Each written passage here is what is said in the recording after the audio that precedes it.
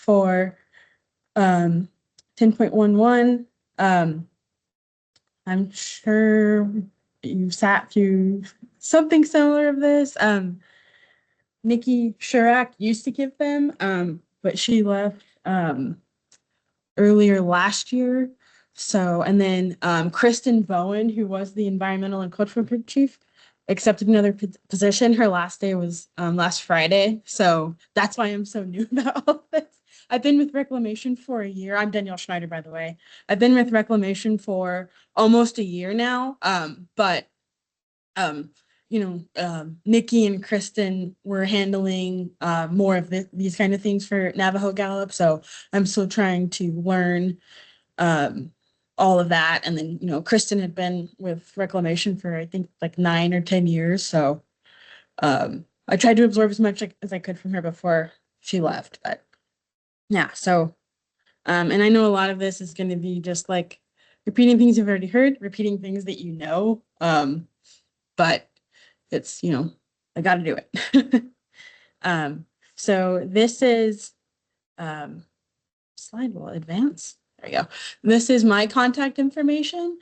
And then Thomas Hansen is our new archaeologist who started in September, and he's kind of like the backup on Navajo Gallup stuff. He's involved a little bit. So in case for some reason I'm not available, you can contact him as well. He is getting a cell phone. I'm not sure when that's going to happen, but I think probably if you had to contact him, email might be the best, just because he may not be at his desk to answer the phone. But yeah, so that's our contact information. Yeah, anything comes up, give us a call, shoot us an email. I do have a work phone, so I have an email with me pretty much all times. So just give kind of a general background of the area, which you all, everyone knows this stuff, but, Native Americans have been around the San Juan Basin forever, basically. And they built all kind of structures. They've left artifacts behind. We, based on what we've learned from oral histories and from the archaeological evidence, we know that there was trade routes and trading posts, and that even further back, there was hunting of wild game, gathering plants and seeds, farming, all that kind of stuff. So this is just kind of to give a background on what kind of things we might see out in the field when we're actually out there. Which I said, like, you guys know that. And why do we look at cultural resources? Well, because it's the law. So Navajo Gallup is a federal undertaking, which makes certain laws kick in, which as you see on this slide. So we have the National Historic Preservation Act, the Antiquities Act, Archaeological Resources Protection Act, and the Native American Graves Protection and Repatriation Act. So these kind of dictate how we do things, why we do things. They're supposed to protect cultural resources, and the intent is that we are avoiding or minimizing adverse effects from federal undertakings. So penalties for violating these regulations can include fines and incarceration. So that's another reason why we like to follow them. So cultural resources, as I'm sure you know, can take many forms. So primarily for us, it's any evidence of human activity older than 50 years, which I know is crazy because that means my mom is like an artifact. She hates when I mention the 50-year rule, but that's the rule. So that's what we're sticking with. Also, traditional cultural properties, or TCPs, that's how we shorten it. As you know, these are important to tribal communities. And for us, we can't identify them. I'm not a part of a tribal community, so I wouldn't know. So that's why we reach out and do consultation to say, hey, what do you know that's out here that could be a TCP that you would like us to avoid? that kind of thing. And so by the time we've gotten to this point and you're getting ready for construction, we have done surveys, cultural resource surveys in the right of way. And, um, that's why we're able to move forward with construction is because it's been cleared. But that's only in the right of way. There are times when there might be something that is like, just outside the right of way. So that's why it is super, super important to remain in the right of way. Because there could be all kinds of stuff just outside it. So examples of, oh yeah, go ahead.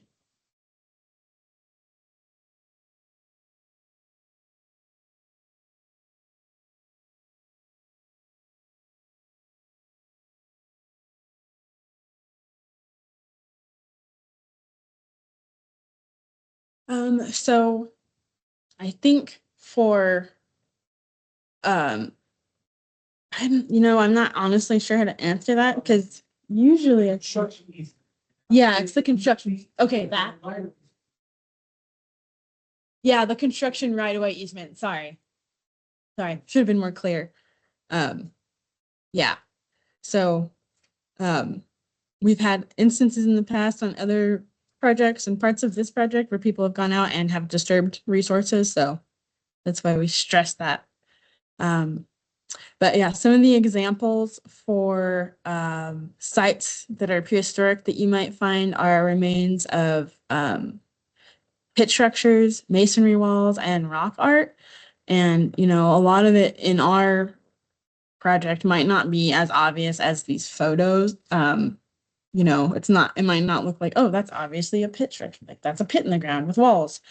But these are just some pictures to show you what some more of those could look like. So examples of prehistoric artifacts um, in these photos, and we found pretty much, all types of artifacts for this project. Stone tools and pottery, super common. I found a lot of those. And then also historic sites, which I'll say again, anything over 50 years old is historic.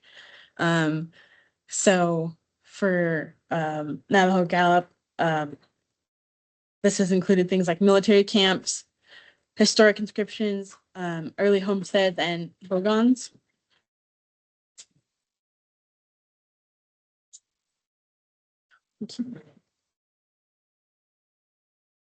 And then historic artifacts, which, can be difficult to for some people because it's like, okay, my mom's like, I drank out of cans like that when I was a kid.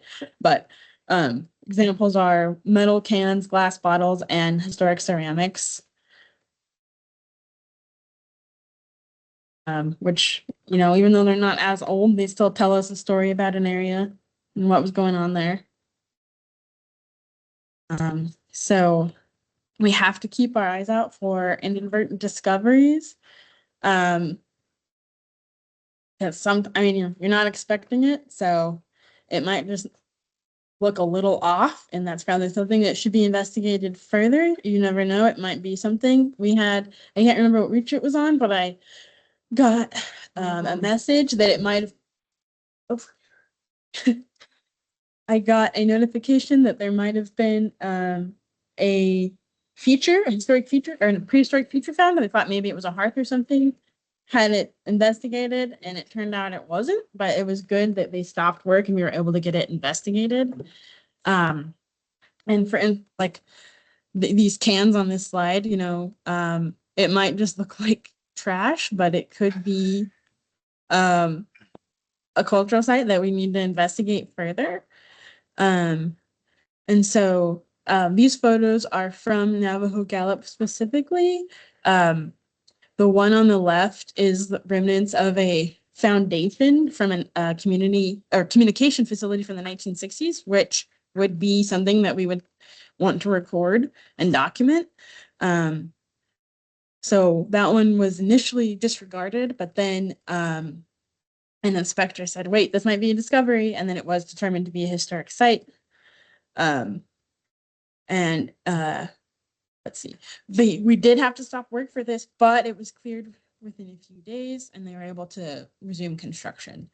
So if things get ignored and sites are destroyed or messed up from construction, this can result in permits being pulled and construction being delayed. So if you're ever just not sure, just ask, reach out to us. So um, we're always here to answer questions. So for this project, we do have a programmatic agreement, which dictates how we do things. Sorry, we're getting a microphone in here, so I might switch over how I'm talking.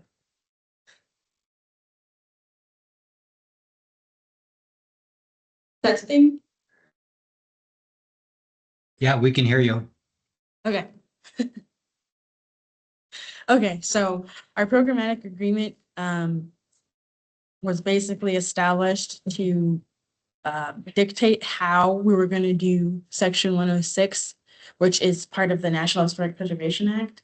A lot of times for a big project, you'll come up with a programmatic agreement so that you can streamline things or just make them simpler as compared to the normal Section 106 process. So that's what did for this project. We have a programmatic agreement work group, which includes representatives from multiple tribes, and we meet regularly. We're actually meeting in Gallup in February, but we meet regularly, and it also has representatives from other federal agencies, also from the State Historic Preservation Office, but we basically work together in that work group and ensure that we're not, disturbing things, or if we are, we're mitigating that. So that also, the programmatic agreement also dictates how we come up with avoidance measures like fencing for the project. So it's really important that we stick to that. And another thing is that it dictates who we consult with regarding this project. They did a lot of consultation and reached out to a bunch of different tribes, and then those who responded and said they would like to be consulted parties or would like to continue being involved responded. And so those are who we reach out to. So even though this is on Navajo Nation land, because of the PA and because we are the lead federal agency, we have to reach out to these other tribes, which are on the next slide. So these are groups who have ties to the area in the past. They have migration routes that went through the area where they lived here and moved on. So these are the tribes that we consult with for basically anything that comes up with the project. So like if there is a discovery, these are the tribes that we would reach out to and send letters to notify them of that. So that's just something to keep in mind, that there's a lot of parties that we're keeping involved with this. So there are 4 cultural avoidance areas within the right-of-way along this reach. So we have Statistical Research Inc. SRI, I believe is under contract to do the monitoring, and I think they're also installing the fencing for the sites that we'll need to avoid. And they will also, when they're out there as the monitors, they'll assess and, say, okay, this is a discovery, it's not a discovery, and then move on from there, whatever the answer is for that. And so for me, I must be notified of planned construction activities within 100 feet of fenced culturally sensitive areas, 3 business days in advance of that construction. Just so I kind of know what's going on and we can coordinate things. And once again, there's our contact information, mine, and then Tom Hansen, who is, like I said, kind of a backup person to contact just in case I'm not available. So, as discussed previously, archaeological monitoring is required for ground disturbing activities near these sensitive areas. Um, and, you know, we made every effort to have the area cleared of cultural resources and make sure that we were good to go. You know, sometimes you redesign a reach to go around something that was found. So we try our best to do that, but that, you know, doesn't always work out. Sometimes there's inadvertent discoveries. So, you know, we didn't know they were there because based on the work that was done there, it was cleared. But sometimes you're digging and you find something. Um, so, if something is found, the reclamation archaeologist and the monitor, if they're on site, should be notified immediately. We have 48 hours to investigate inadvertent discoveries and notify all the tribes on that list, all consulting parties. If it does actually, if the discovery, you know, turns out to actually be a discovery and not just something that looks like a discovery. So it's important that we do all that very quickly because 48 hours isn't a ton of time.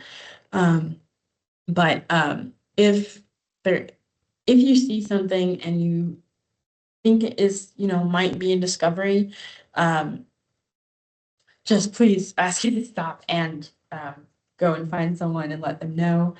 Um, if the monitor is present, the contractor must stop work within 100 feet and notify the cultural monitor and me. You can also notify the on-site inspector and then they can notify us.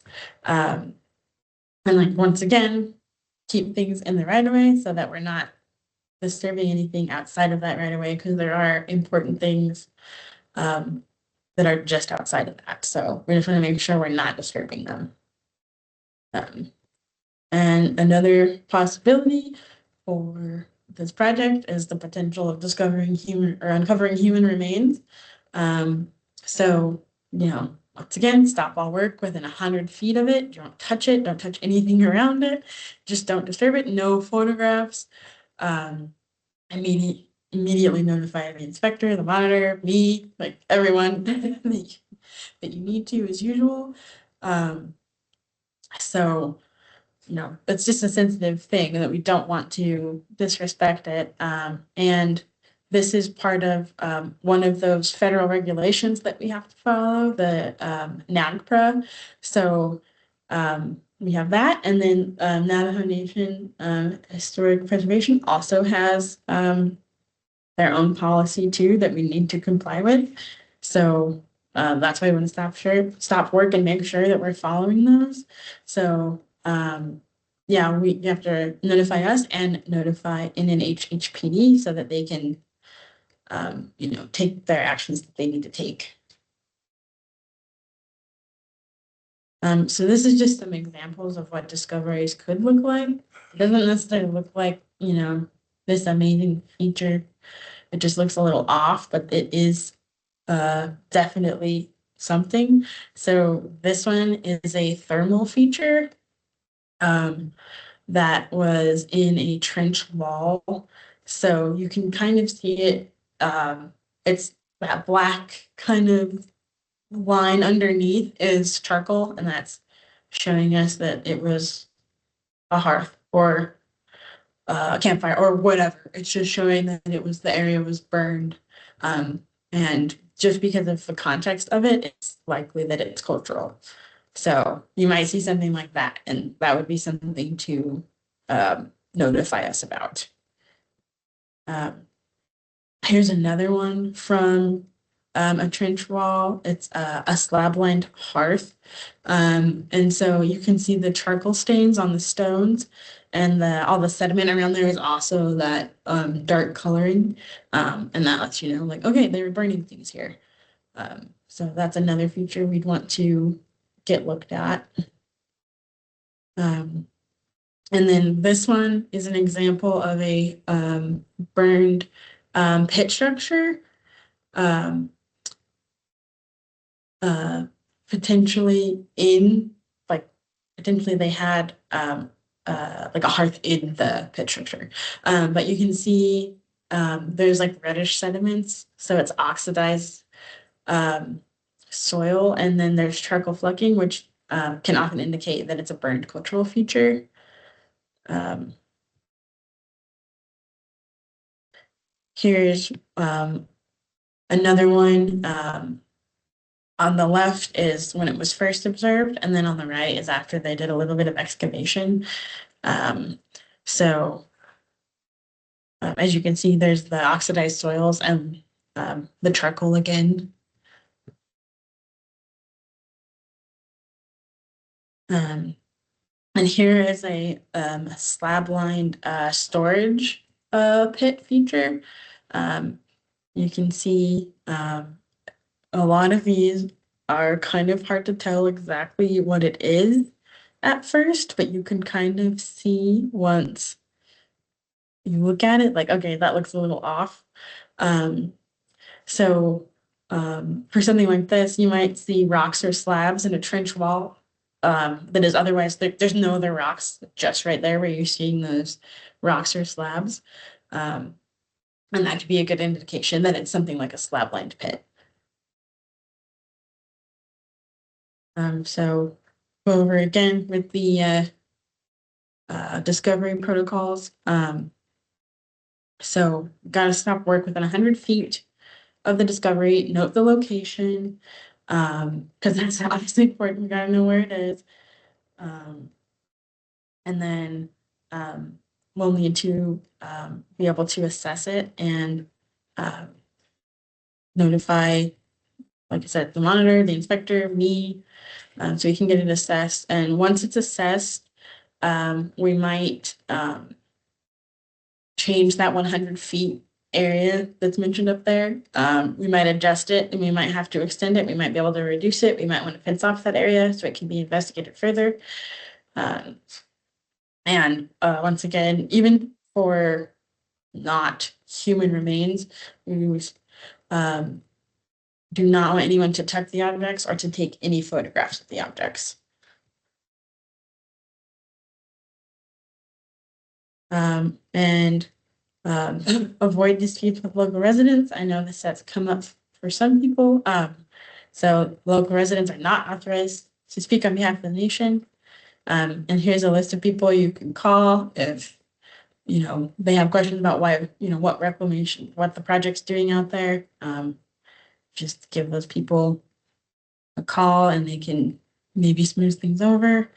Not sure how much of an issue that would be on this reach, but just bring that up. So I'd say the main takeaways: stay in the right of way at all times, notify the archaeologist, me archaeologist, and the archaeological monitor immediately, like as soon as possible. That way we can get it, you know, taken care of and we can protect the resource and make sure construction can get going quickly again. So it benefits everyone. And do not disturb the cultural objects or the features, because we need to record it like pretty much as it is, if we can, you know, gives us better information on it.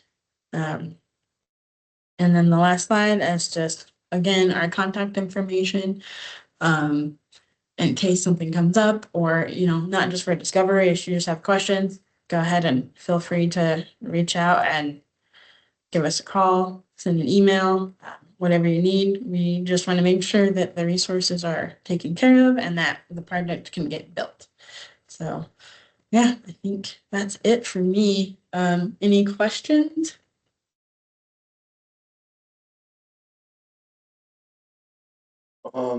So if the folks are not going to take pictures of any potential artifact they find, how will they know to make the judgment if it is an artifact that's over 50 years old that reclamation needs to be notified for? So that's a good question. So preferably there's some, like, the archaeological monitor happens to be out there when where the discovery is made, and then they would be doing that, you know, without needing like separate photographs. But I have had like Hilda, for instance, that one where we thought it might be something. She contacted there wasn't an archaeological monitor, but we had someone under contract. So she contacted them and contacted me and sent a picture of we thought maybe it was like a little hearth or something, some kind of thermal feature. it looks like a rock ring, you know?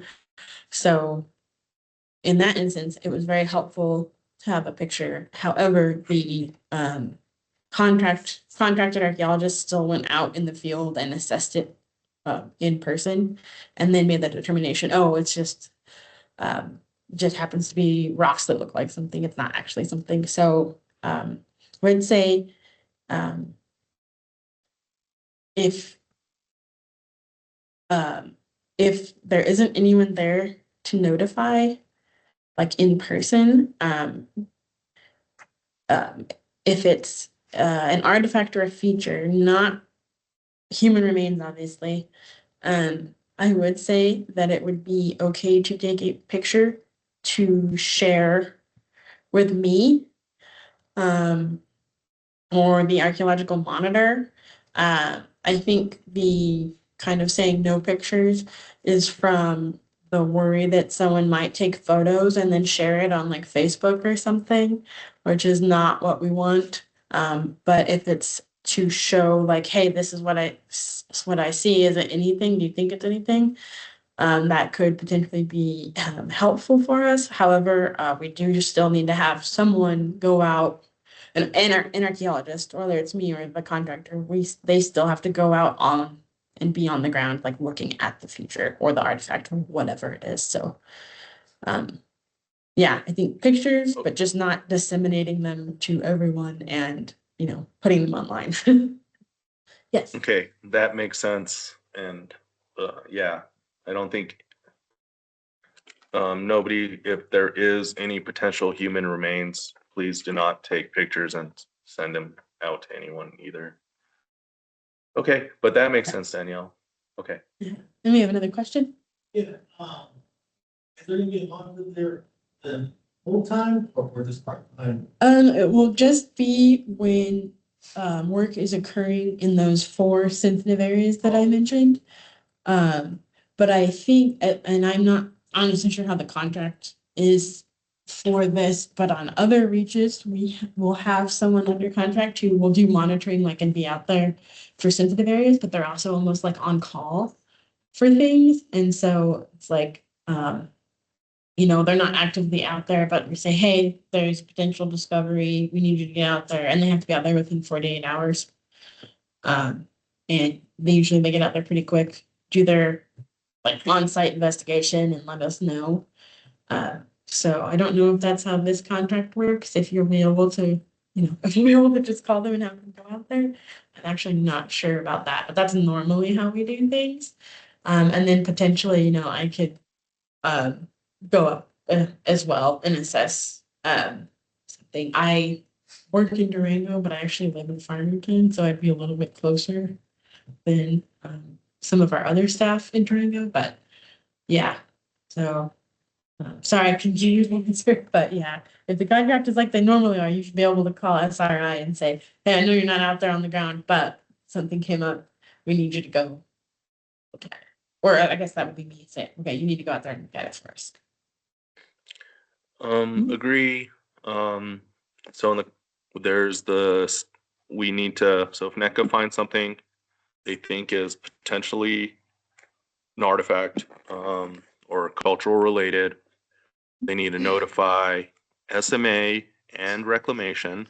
Mhm. They notify SMA, will notify you, reclamation, but in the contract it says NECA needs to notify both entities, and then we will notify SRI and try to get SRI to get to the field as soon as they can if they're not out there monitoring, which a good chance they will not be. Mhm. So if you guys do find something, stop work in that area, you can move, hundreds of feet away and continue. But yeah, stop work until the archaeologists have a chance to check it out. So yes, the plan is SRI would go out and do a assessment and discovery mitigation if warranted. Is it data recovery? Data Yeah, recovery. yeah, it's just basically excavation. Uh-huh. Like if they needed to excavate a feature or something like that. Is discovery mitigation and data recovery the same thing, or? It depends Two on what the different phases? discovery is and what you decide for the mitigation. So they're not exactly the same thing. But for a lot of features, it might be excavation. So data recovery could be a discovery mitigation. Yes. Okay, gotcha. Okay.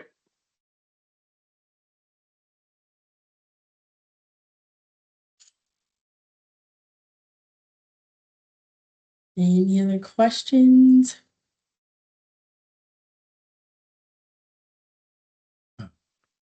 Danielle,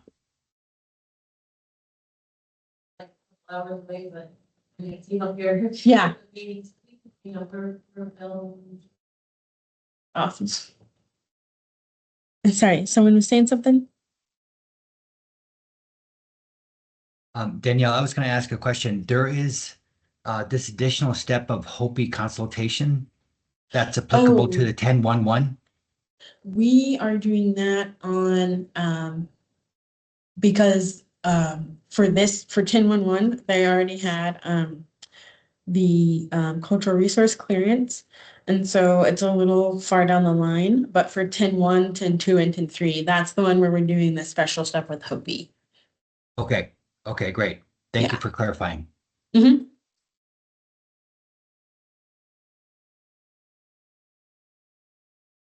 Yeah, I was just wondering, what you guys did for this site here. That will be SRI. Yeah, they're the contractor. They'll be doing that.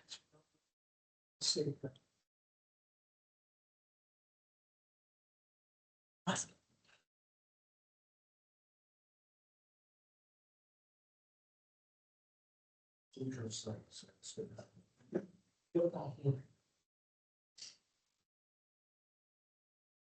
That's the area that we thought we do about 3 days. Mm-hmm.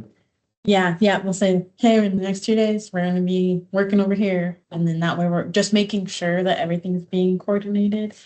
I don't want to jinx anything, but usually it's very well coordinated and, we things like the monitors out there and they're doing their job, but sometimes there can be miscommunications and then work starts without a monitor. So that's why we do that, is to give us plenty of time to make sure it's all set up. Okay, I have another question. If there's a potential discovery, does reclamation or SRI need to make the call if it is something or not? Can either party do it? So I think what usually happens in my experience with monitoring is that they would go out, assess it, and then say, okay, it's this, or it's not this, or whatever their decision.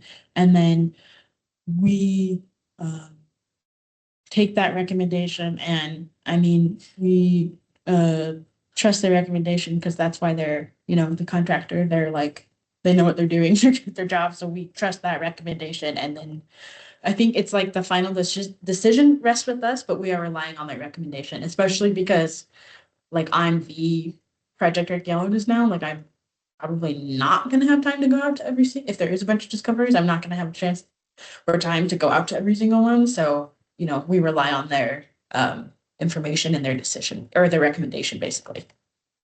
Okay, so they probably do a site report and then we'll need to submit it, and then you'll be able to look at that.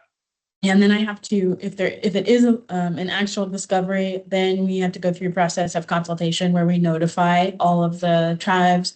We notify Richard McGay with NNHPD. We notify all of those people and then kind of get their feedback if they have any concerns, stuff like that. And then we go from there, basically.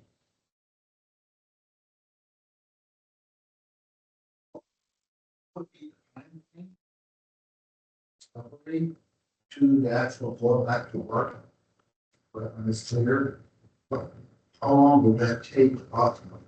Right. So it depends on what kind of discovery it is. Some might be smaller or different than others, but we have 48 hours only to get out there and investigate it, whether that's through SRI or, you know, myself, but we only have 48 hours um, to investigate and then notify the consulting parties from the PA. So that part was pretty fast. And then my understanding is that once um, it's like mitigated, whether that's excavation or whatever we decide to do, that is when work can continue for that area, as long as it's not something, you know, if it's a big thing like a burial or something, there might be different how that works out. But if it's just like a hearth or something like that, it should be within a few days, I would hope.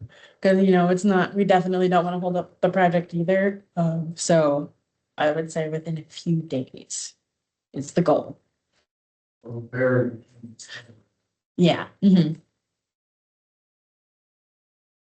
But overall, probably a week or so. within that area. Yeah. Yeah. It's Yeah. not gonna be like a day or 2 or so. I mean, it could be potentially depending on what it is. I just don't want to say like every time it'll be so fast, but we will, you know, try to work through things as fast as possible because Job, we have discovered needs. yeah, that can take a little longer, for sure. I think with this project, you know, we're still following the laws, but we have been doing things through the PA, which has been signed off by multiple people. So like, you know, there might be it might be slightly faster than other projects where they don't have this sort of PA and stuff, but generally, just because of the way the federal law works, it for like remains, it can take a long time. So for you, since, So for specifically for Section 106 of the National Historic Preservation Act, we're the lead federal agency for that, for cultural resources, basically. So yeah, so we'd be the ones that would then coordinate with Navajo Nation. But it would be I guess it's our responsibility to basically get everything organized and consult. So we don't necessarily say, well, we're doing this. We come to a decision through the consultation with, you know, the other groups. your information, Yeah, we would basically make our decision based on feedback from Richard and, you know, other tribes.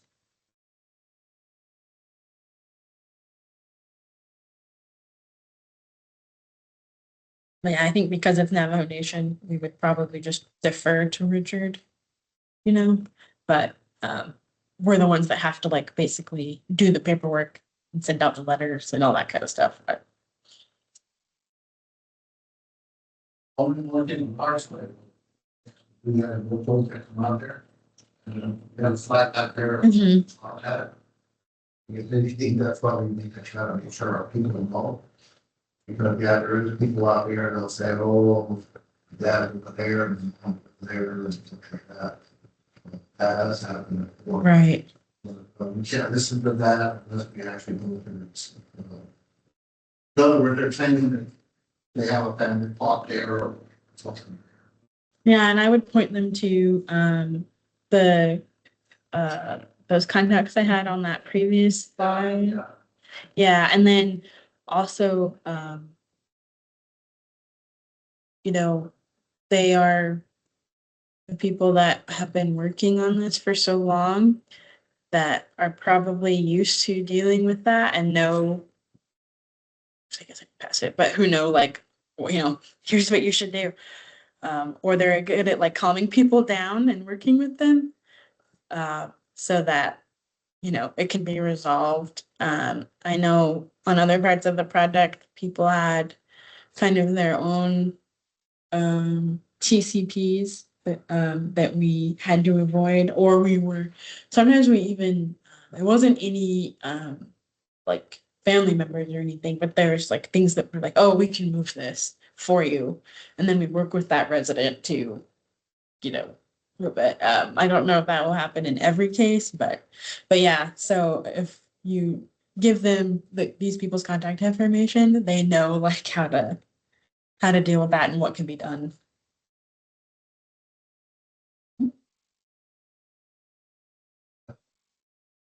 Oh, really? Nice. Oh, okay.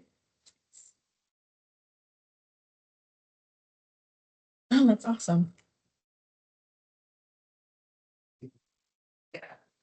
They want to look at story goes about where all the bad people are. Okay, the story goes, you know, there's some time to see to hire someone that can. That's not. And that's no reason to be out there. Yeah. Yeah, that's We can tell everybody out there. yeah. I think that's what break down. And we do try to, when these are like way at the beginning, when they come up with the alignment and we get like the survey done, part of that is, and the requirement for Navajo Nation too, is you have to do interviews with locals who live in the area to ask them about things so that hopefully, I know it doesn't always happen because things come up later, but we're trying to get ahead of things. So if they do have something, we know way back when we do the survey in the beginning, because hopefully those people have been interviewed. That's how it's supposed to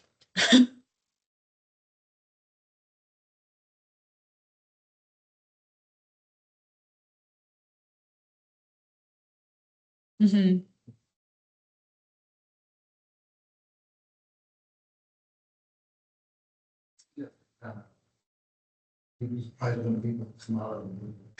Right, right. Yeah, my boss was kind of giving us like the lowdown on a lot of that kind of stuff before she left. Like, she's like, it happens, so just in case, be prepared. Because yeah, I know it's happened before. But we try to really work with people, you know, if we can.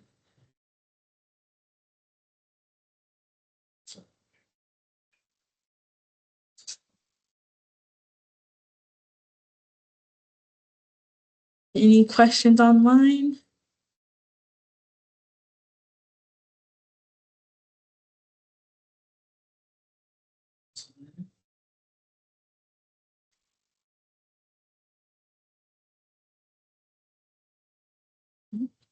You're just gonna die.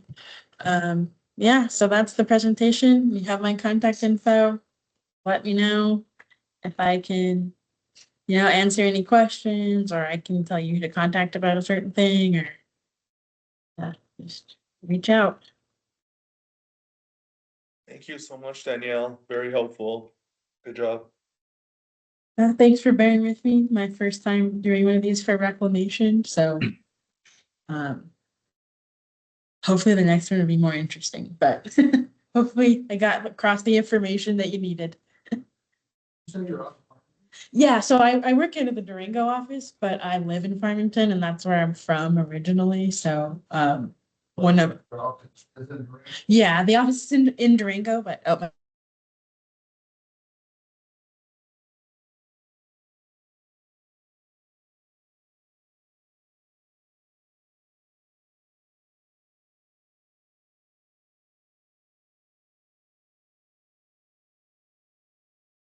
I guess we're done.